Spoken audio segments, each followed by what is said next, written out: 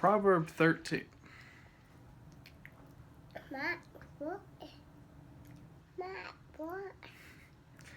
Proverb 14:34 says that righteousness exalts a nation, but sin is a reproach to any people. You see, this principle has, whether you believe it or not, proven itself time and time again throughout history. Every single time that we see a country full of people that are united for a common cause above just themselves, those countries thrive. And they thrive as long as they are doing that, working together in so many different ways. Sometimes when threats pop up from within that country, the system and the people work it out. Many times, though, when threats come from the outside, those people are united and they're more often than not able to defend themselves more effectively than those countries who are better equipped or better prepared military might, wise. Why is that?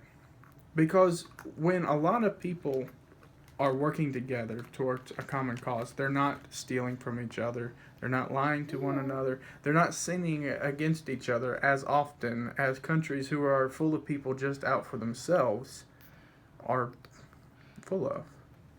You see, this country used to be a lot different than it is today, this country being America. A lot of countries throughout history have shown us a pattern of which we should not be repeating, but yet we seem to revel in doing so here in America now. A lot of people today, instead of talking and working things out, they would much rather just yell at each other and see who could yell and scream louder and throw a bigger fit until they get what they want. Notice, until they get what they want. Now, I love history. I really like what some of the presidents of the United States have said throughout the years. I remember JFK said something along the lines of, ask not what your country can do for you, but what you can do for your country. And I like that. That goes very, hand in hand with the lesson that we're going to talk about today, about trusting in God. America, trusting in God. Notice what Woodrow Wilson, another U.S. president, said. He said, a nation which does not remember what it was yesterday does not know what it is today, nor what it is trying to do. We are trying to do a futile thing if we do not know where we came from or what we've been about. Notice that was Woodrow Wilson. If you were to look throughout the Bible, you're going to find countless scriptures over and over about people and their government. People and their governing bodies. And the government has certain responsibilities to the people. We all know that. But yet the people also have responsibilities to their government. The Jews, God's people of the Old Testament, had responsibilities to their respective governments. And even when they were in captivity, they still had responsibilities to uphold even then. The New Testament Christians, such as we are today, we have responsibilities which we must meet and we must know about so that we can meet them. But how are we going to know about these things? You see, in 2 Timothy 2:15, we learn that we are to study to show ourselves approved unto God. Study what? Study His Word to show ourselves approved unto Him. A worker that needs not to be ashamed, rightly dividing the word of truth. You see, when Jesus was asked about paying his taxes, he said, go over there, down to that water, reach in there, grab a fish, and out of its mouth, you'll find some money. And I want you to take that money, and answer me this. Whose image does it bear? It bears Caesar's image. Well, Jesus said, render unto Caesar that which is Caesar's, and render unto God that which is God's. You see, the church of Christ needs to help this world understand that all people have a responsibility to their government. Just like the governments have responsibilities to the people, it works both ways, and that's the only way it works. If the people stop helping the government do what they're supposed to do to help the government do what it's supposed to do, then how is the government supposed to finish or complete their work, helping the people do what they're supposed to do? Now, we need to help people understand that we can trust in God and we can trust in our government, as long as our government does not get in the way of our God.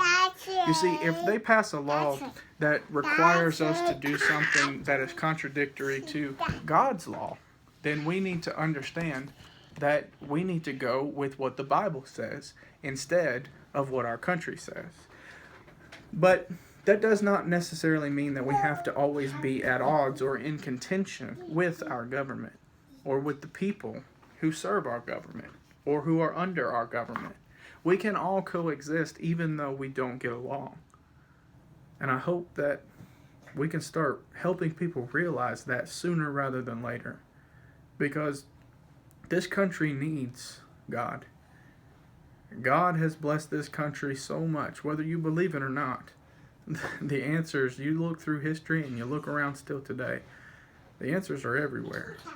Now, I'm not going to blame God for everything, nor am I going to thank Him for everything that has happened in this country, because we understand that God does certain things and people do certain things. Then again, proving this point that we can trust in God, and God should be able to trust in us to do what's right, to coexist in this world with everyone else. Notice what Deuteronomy 4 verses 5 through 8 says. Behold, I have taught you the statutes and judgments, even as the Lord my God commanded me. This is Moses. That ye should do so in the land whither ye go to possess it. Keep therefore and do them. For this is your wisdom and your understanding in the sight of the nations, which shall hear all these statutes, and say, surely this great nation is a wise and understanding people. For what nation is there so great, who hath God so near unto them, as the Lord our God is in all things that we call upon him for? And what nation is there so great, that has statutes and judgments so righteous as all this law, which I set before you this day? You see, Deuteronomy chapter 4, verses 5 through 8 proves a wonderful, wonderful point in a very simple way. As Christians, we have the same ability to say what these Jews said. We have a much better law that helps not just us and our nation, our holy nation, our royal priesthood, our peculiar people, the Christians. We don't have just all these laws just to help us. We have all these laws to help the world and all nations. What country is there that has better laws? What country is there that should have better people than the eternal kingdom does? The answer is no country. And because God's eternal kingdom is not of this world, it is something that is not tangible, we as its citizens, those who have been baptized for the remission of their sins, Acts 2:38, those of us that have been added to the Lord's church by the Lord, Acts 2:47, all of us who are Christians, we have a dual citizenship while we're here on earth. We are both members of the eternal kingdom, now that we have been saved through baptism and belief and repentance and confession and God's grace, but also our other citizenship is that of this world. And while one of those citizenships will be revoked when we die, it's a wonderful thing to be able to walk around and be a part of something so wonderful as the church of Christ. We get to help so many people just by our example. And Deuteronomy 4, verses 5 through 8, remind us of that. Reminds us of the time when the Jews first received the law.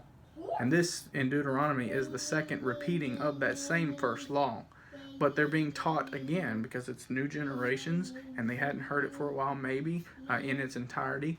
But every time our people forget why we are doing what we're doing, where we're coming from, who we are. It's not a bad thing to be reminded of these things. Maybe it serves as a reminder for those who have forgot, and maybe it serves as a lesson for the first time for those who have never learned it. And maybe by putting those two things together, we can finally have a unified people working for that kind of common goal, which is above the individual, and it's all the individuals working together, stronger than ever, for that wonderful cause of Christ and helping the people of this world. I pray for that day, and I pray that that day comes sooner than later. And I pray that my efforts and your efforts in all of our different spheres of influence in this world, big or small, near or far, will help people to realize that in the end. I hope this video has helped you in some way, and if it has, please share it with someone who you think could actually benefit from hearing it. I hope you have a wonderful day, and God bless.